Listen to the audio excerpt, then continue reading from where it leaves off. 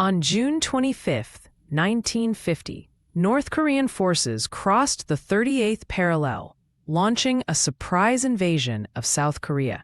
This marked the first major conflict of the Cold War era. President Truman, fearing the spread of communism, immediately sought UN backing for military intervention.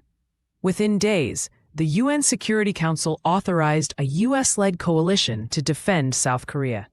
The stage was set for a brutal 3-year war that would test American leadership. By September 1950, UN forces were trapped in the Pusan perimeter. General MacArthur proposed an audacious amphibious landing at Incheon, behind enemy lines. Military advisors called it impossible due to Incheon's extreme tides and defenses. On September 15th, the 1st Marine Division stormed the beaches at high tide, catching North Korea off guard. This masterstroke cut enemy supply lines and liberated Seoul within 2 weeks, turning the tide of war. Flushed with victory, MacArthur persuaded Truman to authorize pursuing North Korean forces across the 38th parallel in October 1950. Despite Chinese warnings through back channels, UN troops advanced rapidly northward. By November, forward units reached the Yalu River bordering China.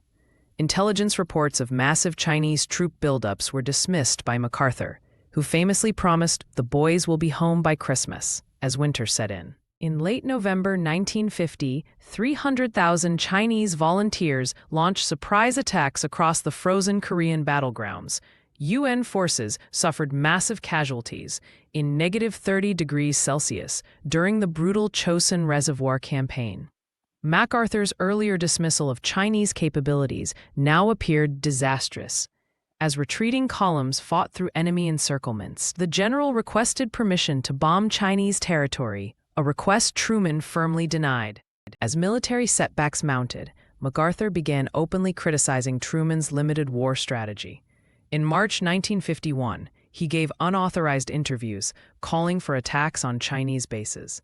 When Truman issued cautious diplomatic statements, MacArthur undercut him with bellicose proclamations. The Joint Chiefs grew alarmed as nuclear strike plans circulated at MacArthur's Tokyo headquarters, creating an unprecedented civilian-military crisis. MacArthur secretly proposed using 30 to 50 atomic bombs against Chinese cities and military concentrations in April 1951. Declassified documents reveal he advocated creating a belt of radioactive cobalt across Korea.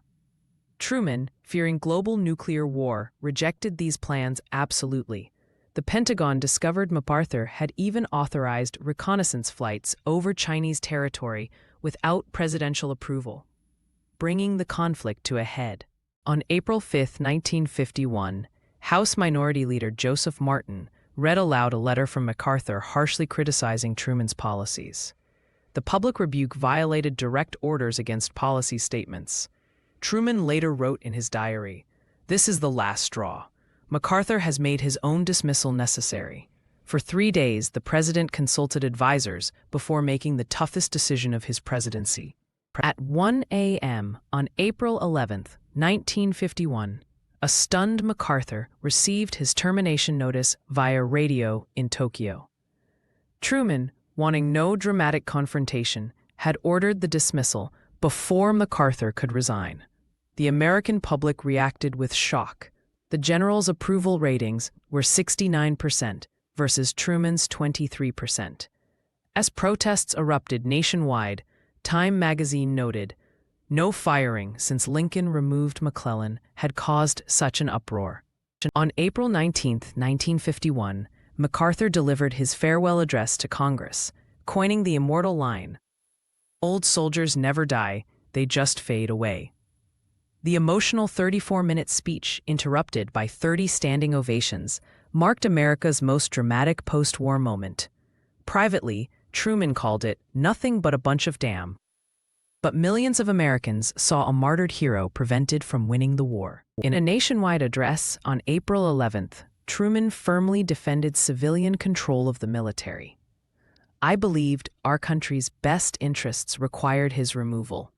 It was not a question of politics, but of the fundamental principles of American democracy."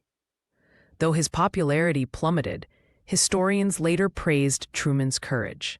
The dismissal established clear boundaries between military commanders and their civilian leaders that endure today.